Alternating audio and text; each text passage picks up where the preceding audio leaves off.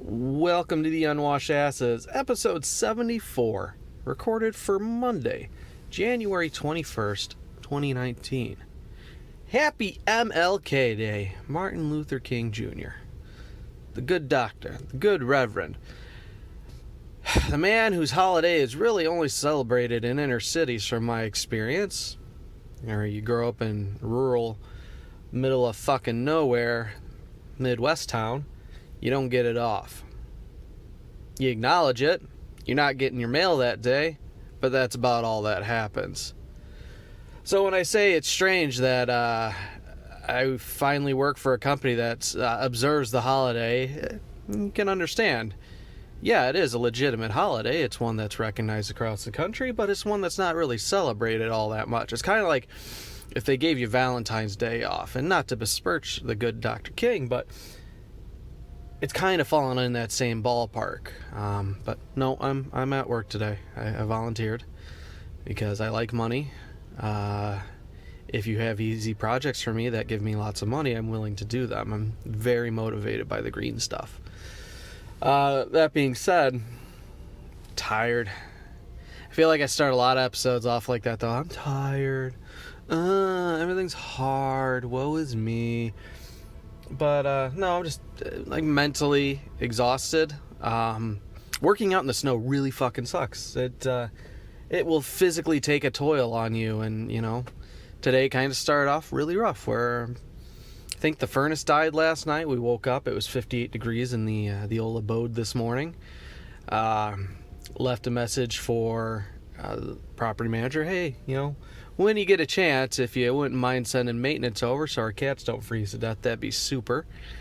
Then the coffee tumbler decided to leak all over my hand and then spill onto my seat, which then froze solid because it was a solid -5 to -10 this morning.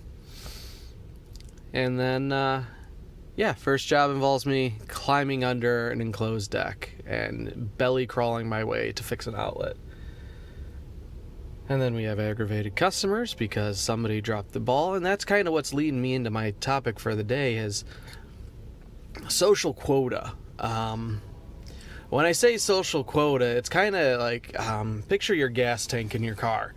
And when it gets filled up, you know, of course it's full. That just makes sense. But it depletes over time, and eventually, you know, as it gets closer to the E, you will need to refill your tank. The same thing I feel holds true for social interaction and engagement. And like different cars get different MPG, so to speak, folks have different social quota ratings. Myself, for the most part, fall more towards the introvert side of the scale, and as such, my social quota, my interaction gauge gets filled a lot quicker and depletes a lot slower than other folks, where I believe extroverted folks, you know, that gauge, it depletes pretty quickly, and it could take a little longer to get it filled up. And where that leads me is I get aggravated with folks pretty easy nowadays. And I want to be able to blame it on, like, oh, I'm getting old and cantankerous and I need to put on a turtleneck and some slacks and sit out on a lawn chair or a rocking chair and yell at people because fuck them, they're on my lawn. But I find myself wanting to do it with people that I consider like friends or close acquaintances, people that I shouldn't be getting annoyed with, but it's like, fuck off, I've seen you how many days in a row now, or I'm so tired of the incessant whining and complaining, and god damn, it got hot in my truck. Ugh, there's no comfortable middle ground in this thing. Let's see, can we set you down without making too much rattly noise? And then take this coat off. Ugh, so many layers. Turn the heater off. It's terrible. It's terrible. So, where were we? Clickety clack. Oh, that's better. Get hot quick. Probably because I'm fat. But no, I find myself wanting alone time quicker than I suspect others would necessarily want their own alone time. It's troublesome at best. As when I get home, of course, my darling dearest would like to spend some time with me, as I would like to spend some time with her. And of course, I'd like to, hop online, play some games with friends, and and I feel it's, while it's fun to do those things, the way the internet is now, it's easier than ever to stay in constant contact with people. Whereas before, you get out of school, you go to like track practice or something, and maybe have an after school job, but you go home and that's kind of it. At least back in my day, time of the old man, you had your landline phone and that was it. I didn't have a cell phone until the tail end of high school, and that was just for emergencies. Like, I had the track phone. I paid by the minute. I paid for my fucking usage by the minute. And that was only for emergencies. I didn't make social calls because I didn't want to have to pay to call people. Not that I wanted to call people to begin with. So you had that immediate escape, that disconnect from everybody else as far as, well, I don't want to interact with you anymore. Boom, you go home and it's done. Maybe, depending on how popular you were, you had friends that would stop by or, would ring you on the landline, but I wasn't the type of person who would spend hours and hours talking on the phone with friends. But now, I usually have like Discord open and I'm always reachable on that. If not running on my computer, then I always have it on my phone. Same thing applies to texting, even though I don't get many texts nowadays. Phone calls even, fewer, but there's always some way to reach out and touch someone. And as such, I find myself wanting to disconnect more. And before, I wouldn't understand it when game services like Steam or the Battle.net launcher would offer you the offline option. I always felt it was like a dickish thing. Like, all right, you're online. Why don't you want to talk to me? Why don't you want to spend time with me? How have I wronged you? But I think it's a thing of exhaustion. Like, I just want to go online and play this game. It might not even be a multiplayer game, but the service that I'm using, like Steam, is connected to the larger internet and requires me to be online to play even like the single player game. So I'm going to be online, but I'm not going to be playing with you. And while I couldn't understand and appreciate it before, now I find myself using it more and more. And it's not because I'm upset with people, it's just because I don't want to deal with them. I don't want to have to talk.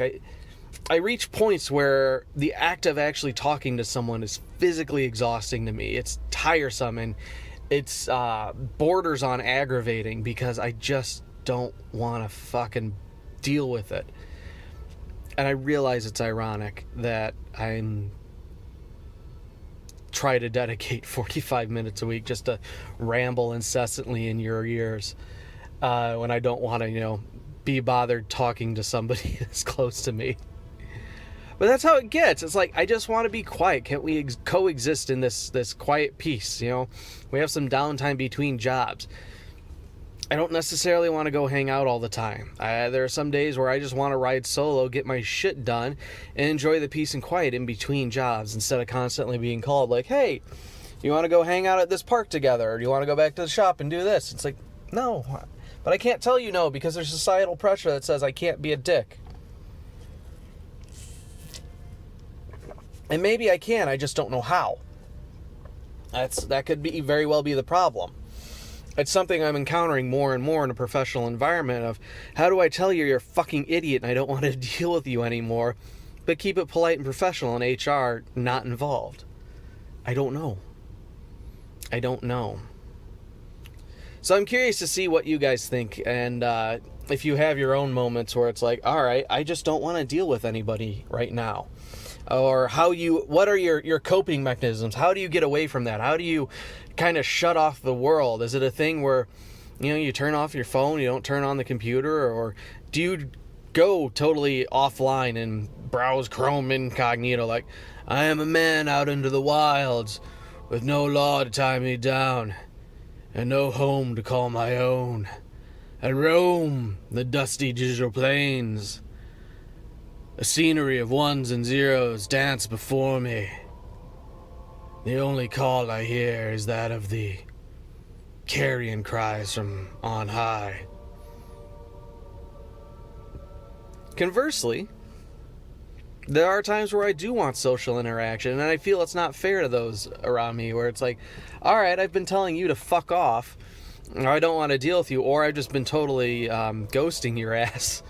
But now that my own social quota gauge is kind of hitting that E level, I've got to refill, I've got to top off, and then I start getting aggravated and anxious and perturbed when people don't want to spend time with me, when, overall general consensus seems to be that I'm an asshole. Can I blame them for not wanting to spend time with me? Not really. But it could also be that I don't really see people as people. It takes me a long time to see a person as another human being. Otherwise, they're just things that I interact with on a daily basis. Probably shouldn't have said that out loud. But here we are. So yeah. This would be a good back and forth. This would be the good... This is like, if there's no other time before now, this is the time. Write the show. Pitch me your thoughts. What are you thinking? How do you manage friends? This thing called friendship and companionship. How do you handle it? Because, for the most part, I'd like to think I could get away with not having it. But there are times where it's like, all right, yeah, it'd be cool to hang out in a digital space. Not necessarily getting face-to-face, because I drive enough for work. I don't like driving outside of it anymore. And now everybody lives so far away, and it's not a thing of like, all right, well, we'll meet up at Jim Bob's house. We can't, it's hard to do because, I live 45 minutes to a few hours away from friends, or we're on the opposite sides of the country, and I'm not going to see you for the next decade, if that. I don't know. I needed a fucking softball of a topic, because I've got nothing.